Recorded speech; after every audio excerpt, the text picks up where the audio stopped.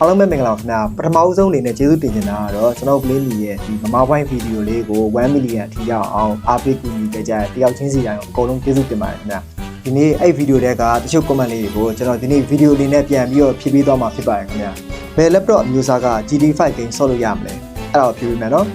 gaming laptop နဲ့ဆိုလို့ရှိရင် GTH 1650နဲ့အထက်ဆိုလို့ရှိရင် GTA5 ကို high setting နဲ့ share ကျုံးလို့ရမယ်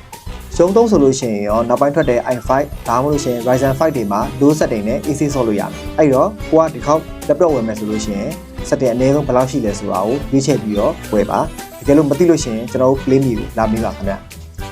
online ကဝယ်လို့ရလားတဲ့ online ကဝယ်လို့ရပါတယ် online ကလည်းဝယ်လို့ရတယ်လို့ site မှာလာဝယ်လဲရပါတယ်ဘယ်လိုမျိုးထည့်ပေးလဲဆိုလို့ရှိရင်ကျွန်တော် PC ကနေပြီးတော့ Anydesk ဆိုတဲ့ software လေးကိုထည့်လိုက်ပါထည့်လိုက်ပြီးတော့အဲ့ software ကနေတစ်ဆင့်ကျွန်တော်ဒီဘက်ကနေပြီး remote control နှမ်းလုပ်ပြီးတော့မိမိရဲ့ set တွေကို game file ကိုလာပြီးတော့ download ဆွဲပေးပါခင်ဗျ download ဆွဲတဲ့အခါမှာလုံးဝ game တောက်ဆုံး game ဆော့လို့ရတဲ့အထိပေါ့နော်ကျွန်တော်တာဝန်ယူပြီးတော့ထည့်ပေးပါတယ်ဒါမှမဟုတ် site ကိုလာကူးခြင်းနဲ့ဆိုလို့ရှိရင် site မှာလာကူးလို့ရပါတယ် site ကတော့ရန်ကုန်စမ်းချောင်းမြို့မှာရှိပါတယ်ခင်ဗျMacBook မှာရလားတဲ့ MacBook ကကြတော့ game ဆော့ဖို့အတွက်မဟုတ်တော့ကျွန်တော်တို့ MacBook သမားတွေတော့ဒီ PC game မဆော့စေချင်ဘူးပေါ့နော်တကယ်လို့ PC game ဆော့ချင်တယ်ဆိုလို့ရှိရင်တော့ MacBook မှာ Windows တင်ပြီးတော့ဆော့မယ်ဆိုရင်တော့ GTA5 လောက်ကအခုနောက်ထွက်တဲ့ MacBook တွေကတော့နိုင်ပါတယ်ခင်ဗျဒါပေမဲ့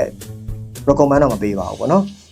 အခု i3 7 Gen နဲ့ onboard graphic laptop ကဘာ game တွေဆော့လို့ရတယ်ဗျာတဲ့ဘာ game တွေဆော့လို့ရတယ်ဆိုရင်ကျွန်တော် page ကိုလာချက်တော့လာပြီးကြည့်ပေးပါခင်ဗျာကျွန်တော် page ကနေပြီးတော့မိမိဆက်ကဘယ် game နဲ့နိုင်မနိုင်ဆိုတဲ့ link တွေကိုကျွန်တော်နှိုင်းပို့ပေးပါမယ်အဲ့ဒီ link မှာဝင်ပြီးတော့စမ်းသပ်လိုက်ပြီးဆိုတာနဲ့ကိုယ့်ရဲ့ဆက်ကဘယ် game တွေနဲ့ကြိုက်တယ်ဘယ် game တွေနဲ့မကြိုက်ဘူးဆိုတော့စစ်လို့ရတဲ့ website ရှိပါတယ်ခင်ဗျာကျွန်တော်အားလေးချက်လာပြီးမေးပါနော်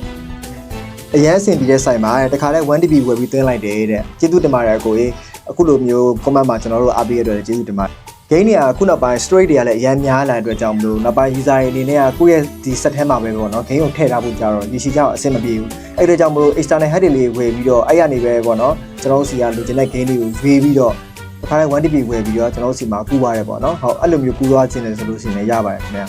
အဲ့ဒါကြတော့မမိကြိုက်တဲ့ game ကိုတစ်ခါလဲရွေးပြီးတော့ play me ကို page ကိုပေါ့နော်ကျွန်တော်တို့နှမ်းပြီးတော့ပြောလိုက်ကျွန်တော်တို့က game ကိုတစ်ခါလဲ ready to play ပေါ့နော်ဒီ hard disk ကိုတက်ပြီးတော့တစ်ခါတန်းဆော့လို့ရတဲ့အထိကျွန်တော်တို့ကတာဝန်ယူပြီးတော့အကုန်ထည့်ပေးထားပါတယ်ပြီးတော့တစ်ခါတန်းထိုးပြီးတော့ game ကိုတန်းဆော့ရုံပဲခင်ဗျာကြာချိန်ကတော့ game ပုံမူတည်ပြီးတော့ကြာတယ်ဒါပေမဲ့ average ထွက်လိုက်ရင်တော့1ရက်2ရက်အလုံးစုံ3ရက်ပေါ့ဗျာအဲ့ထက်တော့ပိုမကြာပါဘူးခင်ဗျာဟုတ်အဆက်ကဘယ်ကကြည့်ရမှာလဲတဲ့ဘာလို့ပြန်ဆက်တော့မှာလဲ brother ရယ်သူ့ဘဝနဲ့သူရှိပါသေးတော့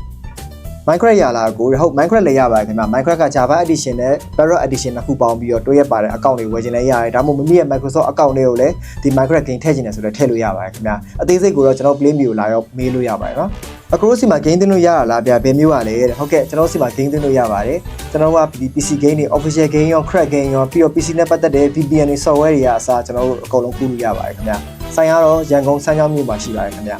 အခုအမေးများဆုံး comment ဖြစ်တယ်ဘာဂိမ်းကူးပေးလိုက်တာလဲခင်ဗျာဆိုတာတော့ကျွန်တော်မမပွိုင်းကိုသူ့ကိုကိုယ်တိုင်ခေါ်ပြီးတော့ကျွန်တော်ပြောခိုင်းမှာဖြစ်ပါတယ်ဒါပေမဲ့နောက်ဗီဒီယိုကျမှကျွန်တော်ပြောခိုင်းမယ်နော်ဒါပေမဲ့အားလုံးထင်နေတဲ့ဂိမ်းရှိရမလားအဲ့ဂိမ်းလို့ပဲတတ်မှတ်လိုက်ရအားဆိုတယ်နော်